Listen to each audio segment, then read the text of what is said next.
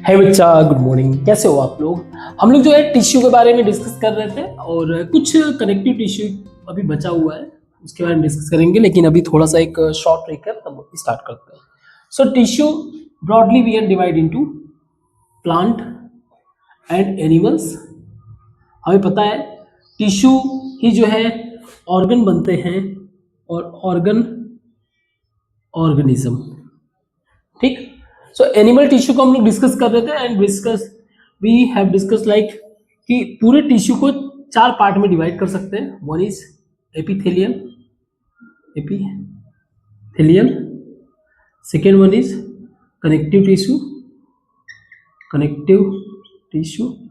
Third one is muscular, muscular tissue and fourth one is nervous tissue, nervous tissue. Now epithelial is about the external surface कह लो, जो एक organ को दूसरे organ से different करने का काम करता है ना। और भी बहुत सारी चीजें हम लोगों ने इसके बारे में पढ़ रखा है। कनेक्टिव टिश्यू के बारे में पढ़ रहे थे। कनेक्टिव टिश्यू में हमने डिस्कस किया था ब्लड के बारे में, ब्लड टिश्यू। और ये जितने भी टिश्यू हैं सबका एक अपना सरफेस है जिसके ऊपर ये बिल्ट होते हैं। तो जैसे ब्लड वगैरह का भी उसको बोलते हैं मैट्रिक्स, जिसके ऊपर जैसे ब्लड का मैट्रिक्स जो है वो आपका फ्लूइड है। ऐसे ही हम लोगों ने बोन के बारे में डिस्कस किया था, है ना, बोन के बारे में। सो एपिथेलियल हमारा आउटर सरफेस इंश्योर करता है, तो वही कनेक्टिव टिश्यू जो है वो कनेक्ट करता है, कनेक्ट पूरे जो भी बॉडी के अंदर टिश्यूज है, ऑर्गन्स है, कनेक्ट करता है, सपोर्ट प्रोवाइड करता है एंड आल्सो प्रोटेक्शन भी प्रोवाइड करता है, ठीक है, प्रोटेक्शन भी प्रोवाइड करता है। आज इसके आगे हम लोग डिस्कस करेंगे। बोन वाला हो चुका है। मस्कुलर टिश्यू में, मस्कुलर टिश्यू बॉडी का मूवमेंट इंश्योर करता है, मूवमेंट इंश्योर करता है। वहीं नर्वस टिश्यू जो है कंट्रोल करने का काम करता है, बॉडी के फंक्शन को कंट्रोल करने का काम करता है। तो आज कनेक्टिव टिश्यू का रिमेनिंग पार्ट डिस्कस करेंगे और मैस्कुलर टिश्यू और नर्वस टिश्यू के बारे में भी डिस्कस करेंगे और इस चैप्टर को ओवर करेंगे। बट बोन टिश्यू में हमने पढ़ा था, उसके बारे में क्या था, बोन था, कार्टिलेज था, लिगामेंट था। ये बेसिक अंडरस्टैंडिंग आई थिंक आपने बिल्ड कर लिया है। अब आगे डिस्कस करते हैं, इसको मिटाते हैं।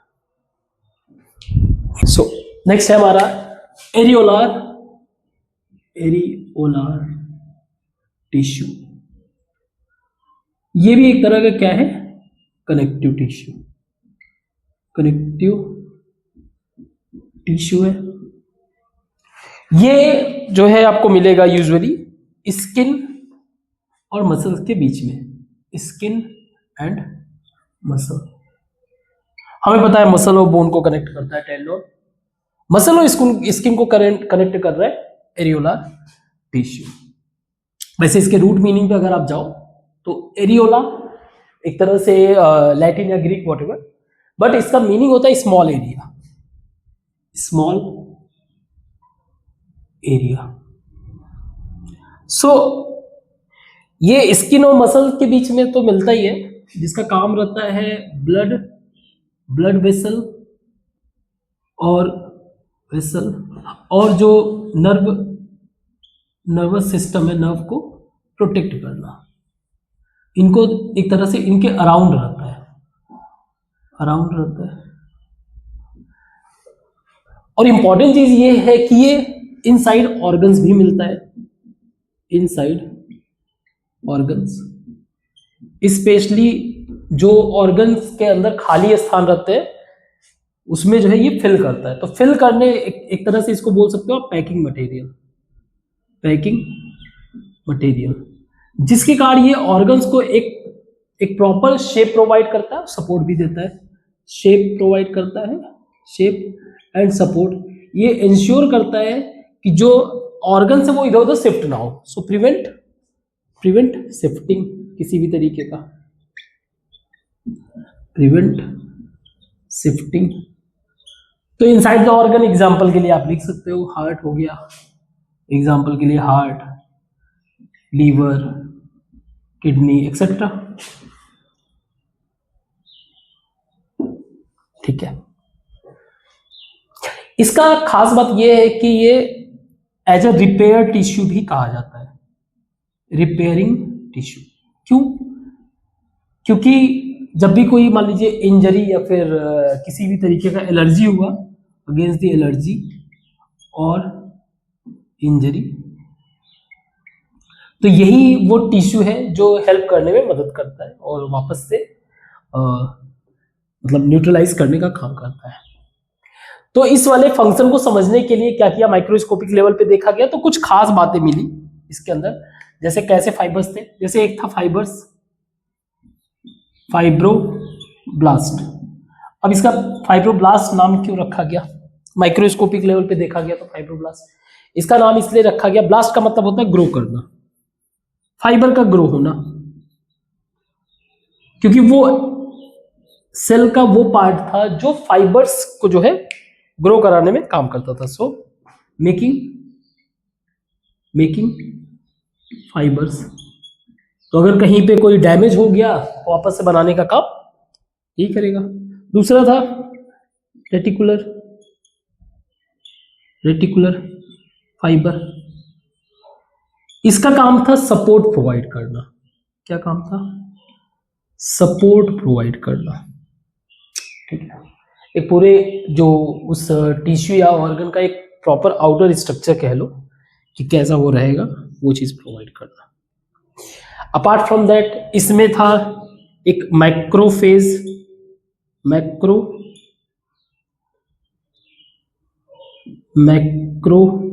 मतलब थोड़ा बड़ा, फेज का मतलब ईट, फेज का मतलब ईट करना, खाना। तो जो भी कोई फॉरेन मान लो बैक्टीरिया वगैरह आएगा तो इसको खाने के लिए यही काम करेगा। मैक्रोफेज को भी देखा गया इसमें। और एक था इसमें मास्ट सेल। तो इसका खास बात ये था कि जब भी कहीं पे एलर्जी या इन्फ्लेमेशन होता था तो ये इंश्योर करता था, ये वाला सेल ये इंश्योर करता था कि कैसे भी हो सके यहाँ पे ब्लड सप्लाई ज़्यादा बढ़े। ठीक है, ब्लड सप्लाई बढ़ेगा तो जो भी WBC है या प्लेटलेट्स है, ये सारी चीज़ें वर्क करके वहाँ पे क्या करेंगे, सॉल्यूशन करने का काम करेंगे। तो ये क्या करता था, इंश्योर करता था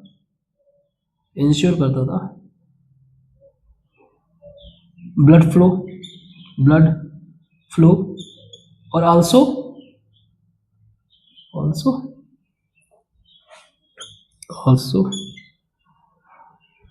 रिपेयर दी टिश्यू को रिपेयर करने में मदद करता था। आई थिंक और भी कोई है इसमें, एक सेकंड। हाँ, कोलेजिन भी होता है, कोलेजिन कोला ग्लू जेन एक तरह का प्रोड्यूस करना। तो कोलेजिन का प्रोडक्शन का काम यह रहता था कि ये इसको स्ट्रेंथ प्रोवाइड करता था, इसके स्ट्रक्चर को, जिस भी ऑर्गन में है या फिर इसके उसको स्ट्रेंथ मतलब स्पेशली टेंसाइल, ताकि खींचने में जल्दी टूटे ना।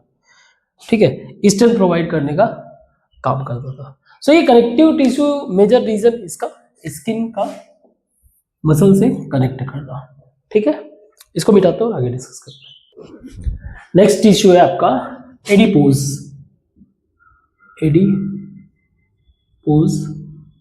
टिश्यू। ये भी एक कनेक्टिव टिश्यू है, इंपॉर्टेंट है बॉडी में।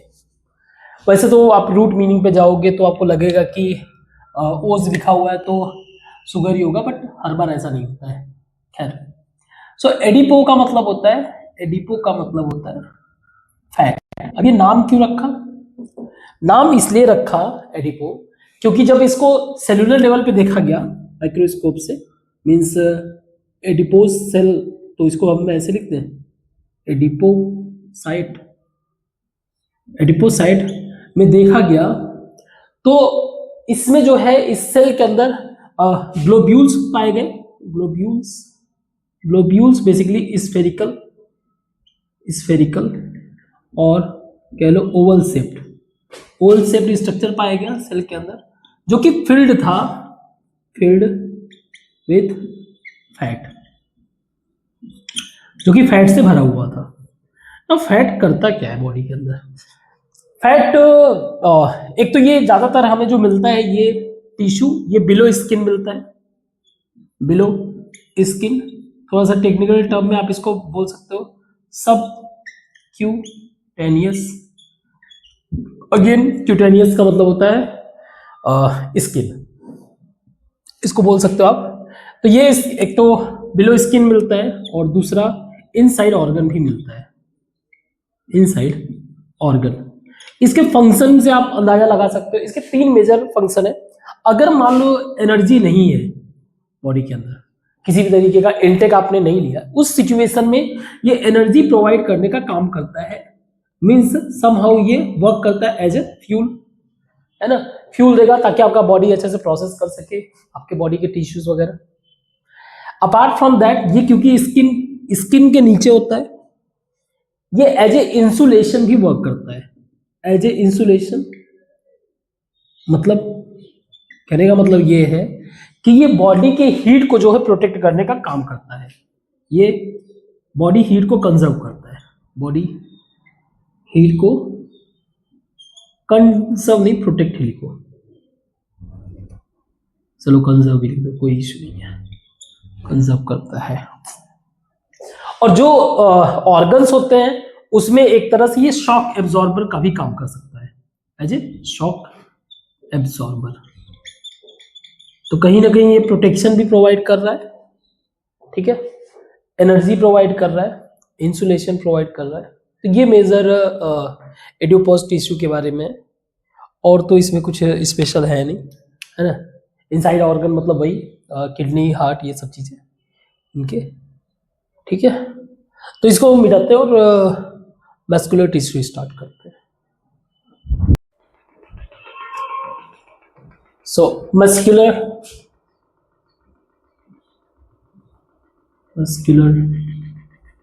टिश्यू, हमें पता है कि मस्कुलर टिश्यू जो है बॉडी को मूवमेंट प्रोवाइड करने का काम करता है। एंड मूवमेंट पॉसिबल होता है contract and relax of muscles, contract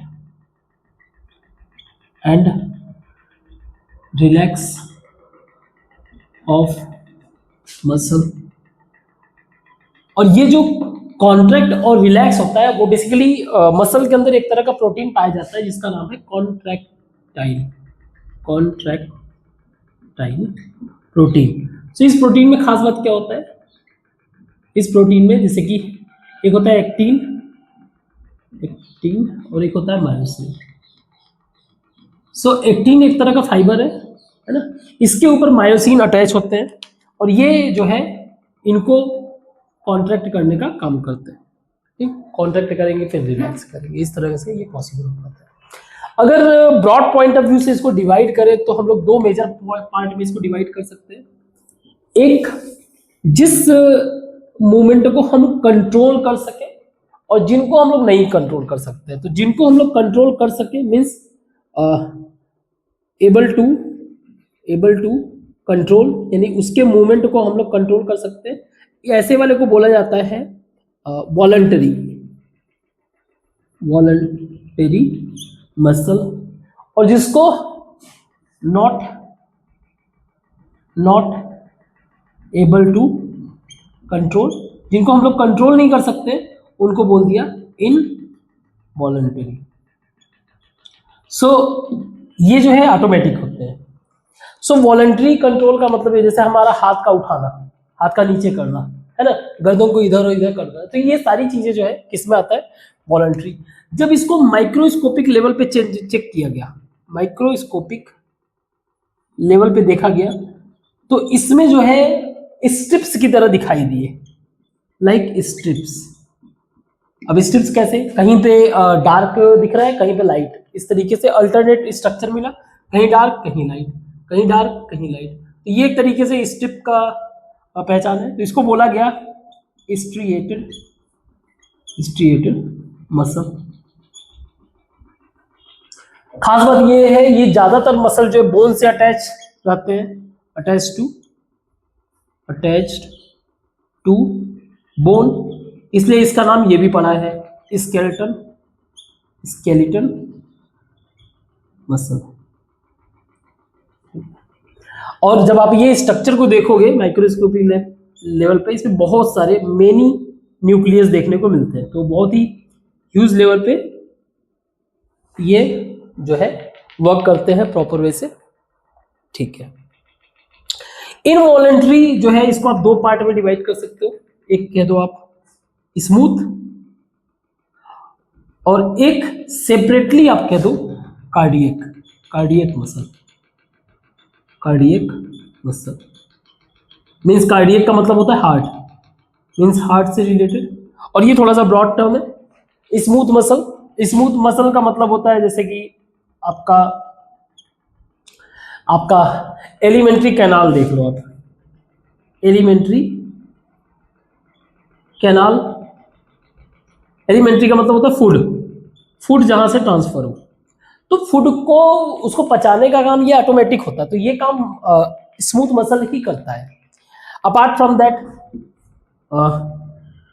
ureters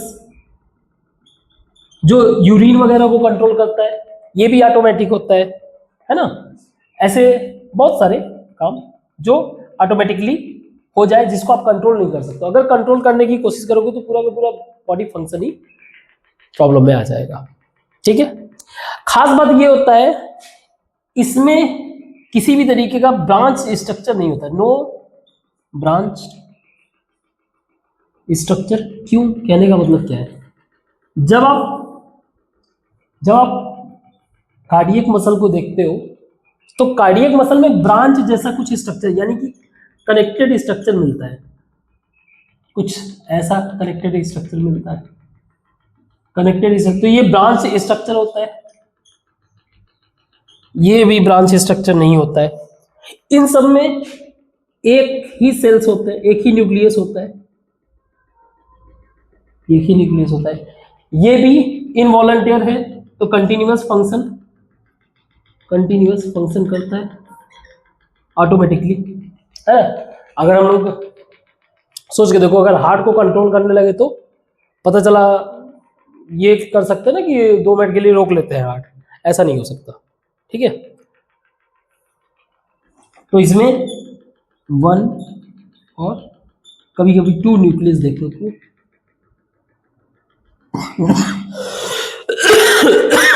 sorry, ये क्लियर है, इनवॉलंटरी है, और ये तो ये था हमारा मस्कुलर टिश्यू, नथिंग ज़्यादा कुछ स्पेशल और है नहीं इसमें।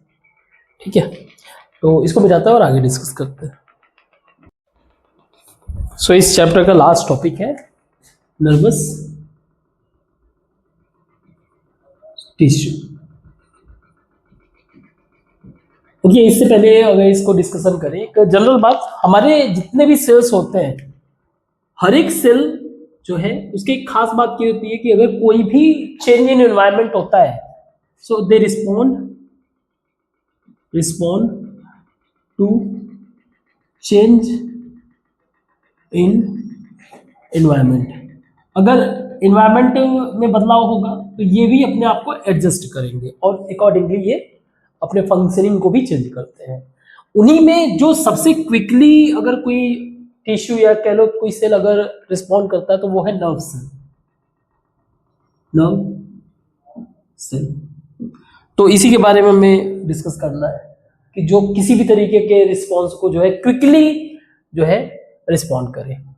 सो अगर हम लोग बॉडी में देखें तो ब्रेन हो गया, ब्रेन प्लस स्पाइनल कॉर्ड हो गया, स्पाइनल कॉर्ड प्लस नर्व, इन सबके जो टिश्यू हैं, इन सबके टिश्यू को अगर देखो तो वो यही टिश्यू इनके कौन से हैं, नर्वस टिश्यू, ये नर्वस टिश्यू के ही बने हैं।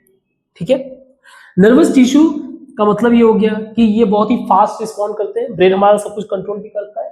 तो नर्वस टिश्यू अगर इसको सेल्यूलर लेवल पे लिया जाए तो इसके नर्व सेल को अगर देखें, नर्व सेल कह लो या फिर इसी को आप बोल सकते हो न्यूरॉन्स।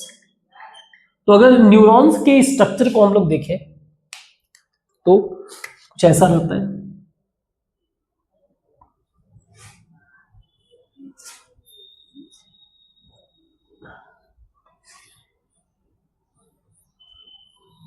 एक तो आपको इसमें बीच में जो है, बीच में न्यूक्लियस देखने को मिल जाएगा, न्यूक्लियस। एक आपको लॉन्ग पार्ट मिलेगा, लॉन्ग पार्ट, जिसको बोलते हैं एक्सॉन। एक्सॉन अगेन ये जो टर्म लिया गया है, जो हम लोग एक्सिस वगैरह पढ़ते हैं उसी टर्म से लिया गया है, मतलब एक तरह से सेंट्रल लाइन, ठीक है। और जो आपके ये छोटे शॉर्ट पार्ट है, शॉर्ट पार्ट है, इसको बोला जाता है डेंड्रॉइड्स, डेंड्रॉइड्स, ठीक है। ऐसे कई सारे एक्सॉन जो है, एक्सॉन जो है मिलकर कई सारे, ये सम का साइन मैंने लगा दिया, कई सारे एक्सॉन मिलकर कनेक्टिव टिश्यू के हेल्प से, with the help of connective tissue के हेल्प से जो है ये बनाते हैं नर्व। तो आप नर्व का मतलब समझ गए। तो नर्व एक तरह का ये बंडल है, किसका, एक्सॉन का, kind of bundle of fibre, fibre कह लो या फिर एक्सॉन कह लो, चलेगा। अब ये होता क्या है, इसके थ्रू जो है, इसके थ्रू जो है न्यूरॉन सिग्नल, इसके थ्रू जो है न्यूरॉन सिग्नल